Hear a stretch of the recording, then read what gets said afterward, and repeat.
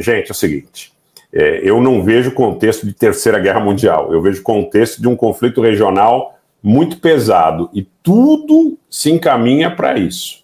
Tudo se encaminha para isso. Essa situação de acirramento em Idlib, ela é muito significativa. A minha análise sobre essa questão, no momento que você tem lançamento de míssil em direção a portos israelenses que parte do Iraque, mas são mísseis iranianos, a minha análise, tá?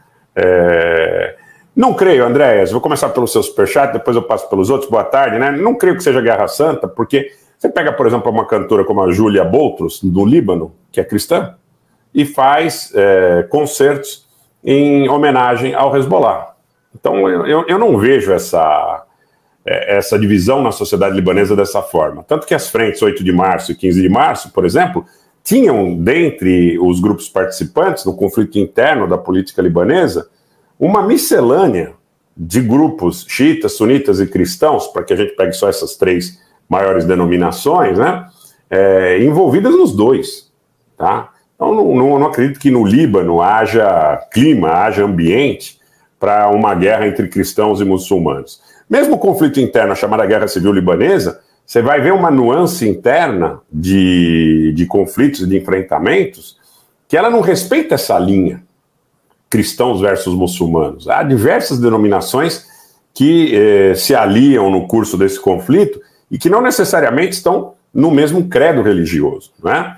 É importante que se deixe muito claro isso. Eu já venho alertando que a Turquia, se quisesse de alguma forma se alinhar ao interesse dos palestinos, era muito simples, ela deixaria de fornecer a energia que é vital para que Israel fizesse a guerra.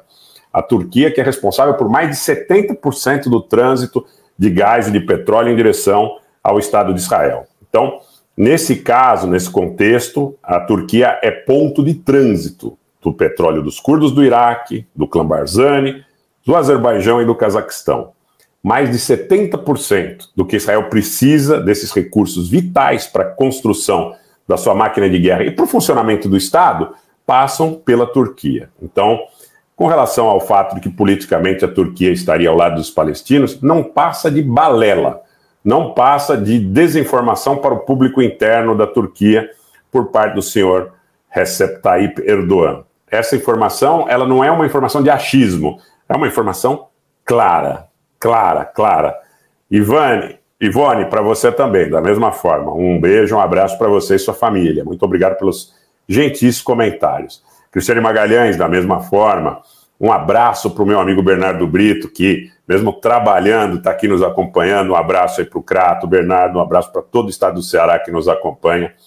Então, o que era, na minha visão, eu dizia agora há pouco, a questão do agravamento em Idlib. Para mim, a questão do agravamento em Idlib é sintomático que a fronteira norte de Israel e sul do Líbano vai estourar.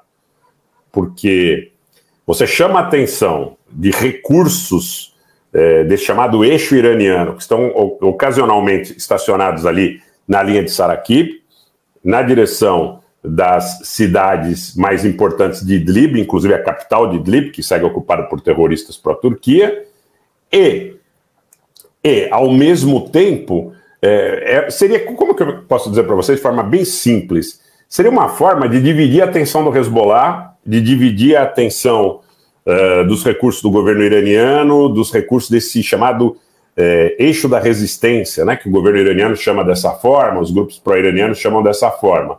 É uma forma de dividir recursos e de dividir também pessoal. Então, atacar Idlib, nesse momento, os turcos mostrando essa disposição enérgica de atacar Idlib, eles estão querendo enfraquecer a aliança pró-iraniana. Então, você teve um anúncio hoje de um bombardeio de Haifa, que é significativo, do ponto de vista da mudança da característica do confronto, porque os iraquianos, ligados ao Irã, lançam um míssil iraniano contra uma região estrategicamente importantíssima para Israel, uma região portuária, tá? Indica, na realidade, que tanto o Porto de Eilat como as plataformas de Karish, ali no Mediterrâneo Oriental, teoricamente estariam sob a mira destes mísseis, desses grupos aí pró-iranianos no Iraque. Tá? É mais um ator. Hoje você viu novamente, até para quem está chegando agora, vou repetir, ataques contra a fronteira sírio-iraquiana, provavelmente em caças dos Estados Unidos. O que fazem os caças dos Estados Unidos quando atacam essa fronteira? Primeiro, querem inviabilizar o trânsito de armas do Irã e do Iraque em direção à Síria e posteriormente em direção ao Líbano. Mas, de novo, querem dividir as atenções desses grupos pró-iranianos, porque o que se avizinha no Oriente Médio, nesse começo de janeiro de 2024, é uma grande guerra regional. E essa grande guerra regional oporá, ao nosso ver, pelo menos inicialmente, no sul do Líbano, o Hezbollah e Israel. Essa é a perspectiva. Então, hoje, o que está acontecendo é muito importante entender e acompanhar por que os turcos estão, nesse momento, dispondo de uma ação que não dispunham há muito tempo. Há muitos anos que os turcos respeitavam essa questão da Força Aérea Turca não sobrevoar Idlib com F-16. Porque entre os patronos do acordo está um aliado da Turquia, que é a Federação Russa.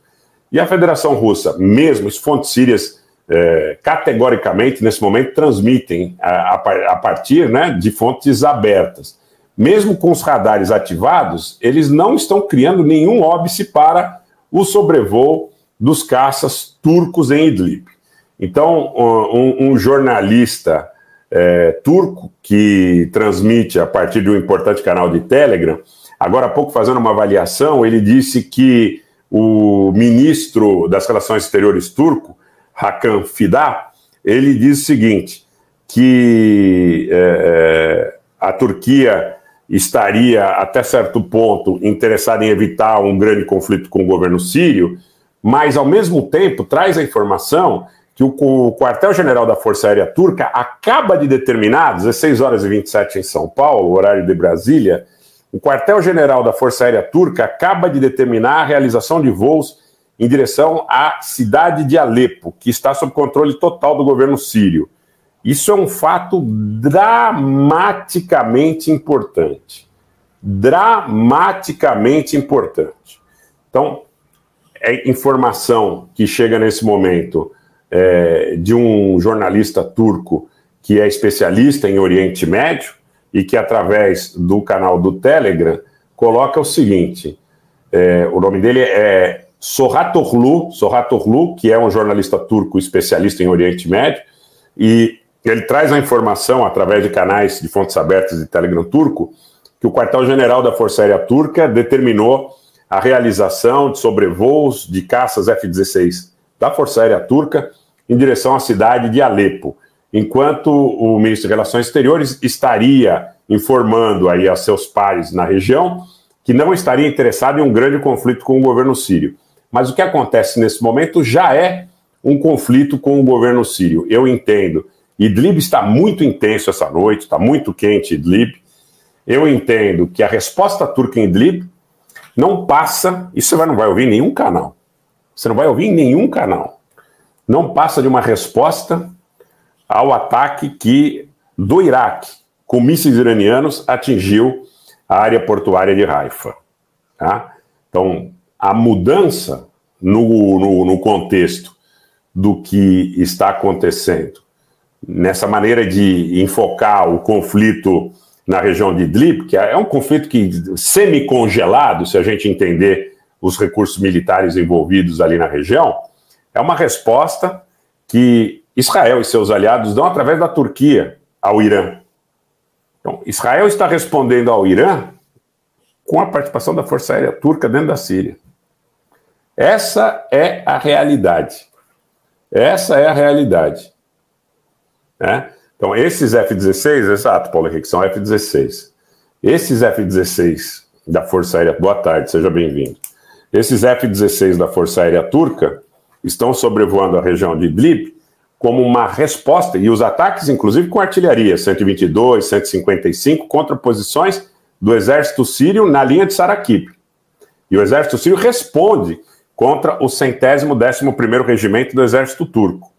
Eu tenho colocado tudo isso no detalhe para vocês, no Twitter e no Telegram. Por isso é tão importante que nós estejamos todos aí participando dessa rede de informação em todas as plataformas e aplicativos. Deixa seu like, compartilha com a sua família.